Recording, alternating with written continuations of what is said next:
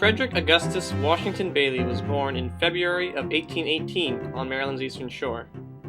Son of a slave, Fredrick spent the majority of his childhood with his aunt and grandparents, seeing his mother only 4 or 5 times before her death when he was 7. During his childhood, he was exposed to brutal slavery, including whippings. Only 8 years old, Fredrick was auctioned off to a carpenter living in Baltimore.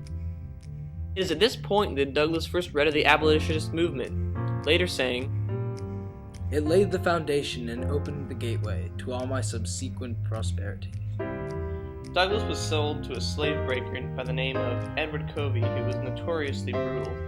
Douglass was hardly fed and whipped every day. On January 1st, 1836, Douglass made a resolution that he would be free by the end of the year. He planned an escape, but in early April he was jailed after his plan was discovered.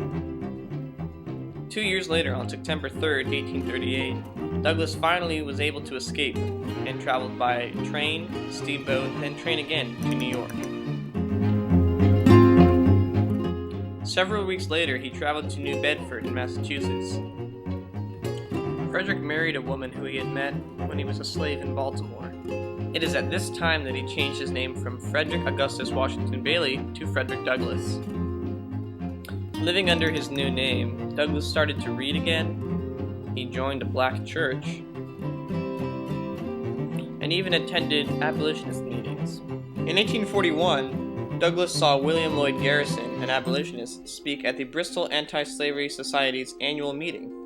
Douglass was moved by Garrison's speech, later saying, "No face and form ever impressed me with such sentiments as did those of William Lloyd Garrison." The two became friends, and at age 23, a few days later, Douglass spoke at the Nantucket Anti-Slavery Society's annual convention. His speech about his life as a slave was moving and was spoken in a very eloquent manner. Impressed by the speech, members of the society asked Douglass to become a permanent member. Later, Douglass published a narrative about his life as a slave. People warned him that this was dangerous because he was still technically an escaped slave. As a key member of the Anti-Slavery Society, Douglass traveled to Europe, giving speeches about his life as a slave. During his tour in Europe, he first went to London, then to Edinburgh,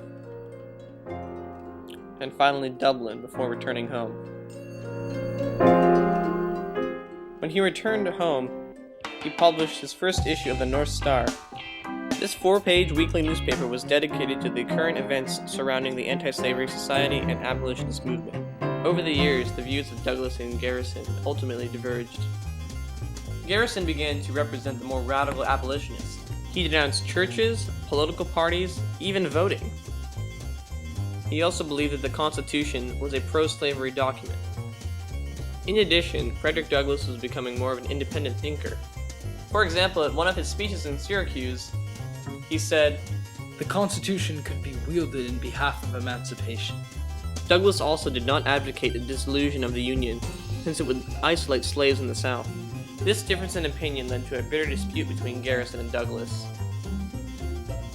Another famous abolitionist, Harry Beecher Stowe, tried to reconcile the differences between the two by sending a letter to William Lloyd Garrison. Sadly, the dispute continued through the Civil War. During the Civil War, Douglass conferred with Abraham Lincoln and helped recruit African Americans for the Union Army. After the war, Douglass would continue to fight for the rights of women and African Americans alike. On February 20th, 1895, Douglass attended a meeting with the National Council of Women in Washington, D.C. After the presentation, he was given a standing ovation by the audience.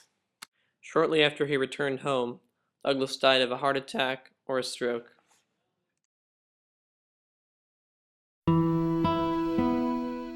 Fredrick Douglass led a life dedicated to the abolishment of slavery and to the promotion of black rights and women's rights.